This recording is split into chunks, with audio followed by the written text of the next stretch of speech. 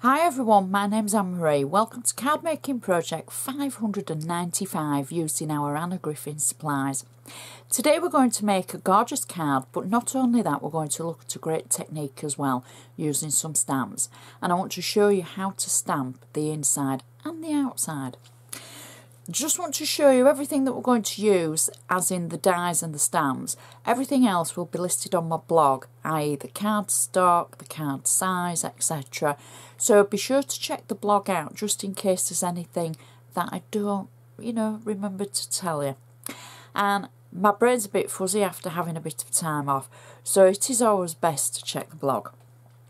So the first thing that we're going to use is our Anna Griffin Vintage Frames, Sentiments and Stamp dies. So I'm going to be using this set of dies. There's two sets, there's two sheets of dies in the set, and we're going to be using this die here and the inner rectangle, and we're going to be using this die here. Now they don't look much on the die sheets, but wait till you match them with the stamps and they're just so beautiful. Now the stamps that we're going to use, we're going to be using our it's like a rectangle frame with flowers underneath it, and then we're going to be using like a shaped flower bouquet, and then we're going to be using a couple of the sentiments as well. Don't get too hung up about it, but I am going to show you how that we use those to stamp. We're also going to be using the Card Making Compendium die set from Anna Griffin, and these are the 7x5 set. I know there's a square set as well.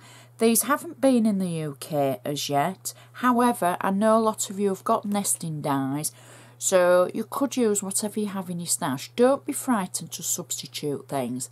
Again, everything I use will be in a detailed list on the blog, plus there'll be extra photos as well. So the first thing that I want to do is I want to show you how we stamp the inside of the card, because we're going to be creating the insert, which is this. This is how it is finished. And believe it or not, it's just from one set of stamps, and it is really straightforward.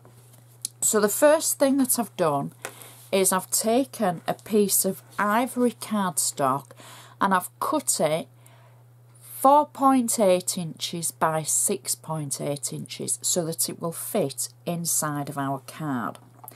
Now to stamp, you're going to need an acrylic block, you're going to need an ink pad, whether you use Anna Griffin ink or you use whatever kind you're happy using. I'm using the black StazOn ink because the image that we're using I've coloured in. So you can just see I've used some watercolour pens to colour the image in, and the black, I think, it just makes it stand out. And then you're going to want your stamps. Now I'm going to start off, I'm going to stamp the centre to begin with. These aren't new stamps because I've already used them. If they were new stamps, I would be taking a piece of double-sided tape or sellotape and just tapping the sticky side over the top of the stamp to take the residue away. I wouldn't necessarily be using sandpaper because that's a bit harsh, but just something to take the acrylic residue off and then stamp a couple of times on scrap paper. So I've put the stamp on the acrylic block, and then with light tapping movements, I'm tapping the ink onto the stamp, making sure that's nice and covered with ink. I'm actually doing this on a stamp pad, which is just a foam piece of rubber. It's not a soft texture, but it's kind of springy. Then I'm going to just take the stamp. We're going to pretend I've already stamped a rough stamp on a piece of scrap paper, but I'm going to take it straight to the ivory cardstock, press down, always keep one hand on the block. If you move the other, keep the other in place. Press down, try not to rock it, just press firmly and then lift away. And we've got a nice stamped image for the centre. Now I'm going to change the stamp that I'm using because the next bit I think is the most important bit, because I've used this stamp and it's the one from the sheet. I've used it for the corners of our insert. Can you see? So what I've done, I've stamped the centre panel, and then taking the stamp, I've added the ink just to one side of the floral design on the stamp, and then I've decided which way I'm going to stamp onto the cardstock, and then using just a section of the stamp, I've stamped into the corner. And then I've done exactly the same for the opposite corner. Oops. And just add some ink to our stamp, and then we stamp exactly the same way into the corner, just using that little bit of pattern from the stamp, and that gives us two corners and the centre, and then you'll go on to add the sentiment in the centre. So I'll put this to one side because we're going to add it to our card. I've watercoloured mine, so I've filled all this in and given it some colour. Now on the front, while we're stamping, there's going to be a section, a layer that is stamping around the edge. I want to show you how to do that as well. So I've taken another sheet of cardstock. I've got the same stamp on my acrylic block, and I'm simply inking the same section that we used for the corners, but instead of using it for a corner, I'm just simply going to start in the corner and stamp all the way around. So I'm just taking a smaller fraction of the stamp itself and building up the design around the edge, adding the ink every time and just slightly moving the stamp just to get a different position as we work our way around the edge. So you'll probably never have two the same, but it's building up the pattern and it's using your stamps in a slightly different way, and it's going to look great on our card. So we're building up the pattern. I think it really stands out in the black and the ivory before I've even coloured it. So we're just literally going around the edge to build up the stamped image. I'm not going to carry on because that's giving you an idea and we've still got to make the card up. So that's how I've stamped around the edge for the front of the card. I've added a little bit of colour using watercolour pens. You can use the Anna Griffin pens, the chameleon pens, whatever pens you have will work. So to make our card, the first thing I have is my base card, and that is a 7x5" card, my favourite size of card base. I've already used a handmade stamp on the back and I've added my name and the tutorial number. I'm going to use my bone folder to make sure I've got a nice sharp edge along the top so that it will stand up nicely and it'll stand proud on a mantelpiece. So our insert that we've stamped and coloured is ready to go in. So it's as simple as stamping twice in the corners, well, once in each corner, once in the middle and then once for the sentiment, and then just colouring it in. And you've used the same set of stamps. So I'm peeling the back of the flat double-sided tape away and I'm positioning that inside the card, and I can press it down and look how cool that looks, and it's going to match perfectly to the outside, which we can now create.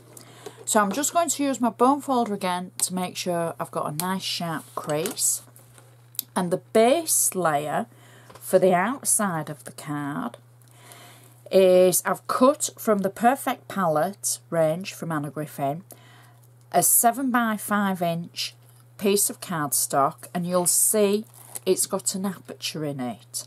I've been quite frugal with this piece, and I've cut one of the next layers out of it. You're not going to see the centre of it, and this is all on double-sided tape. Now this fits the entire front of the card, so I'm just simply turning the card so I can see to add the card layer onto, like that. So don't worry about this bit, because that is actually that, and we will come to it later. Our next layer is our stamped layer. So I've shown you how we stamp around the edge. I'm whistling away there, aren't I? We've stamped around the edge and then we've coloured it in. So it's just slightly stamped, and that's the only little bit we're going to see.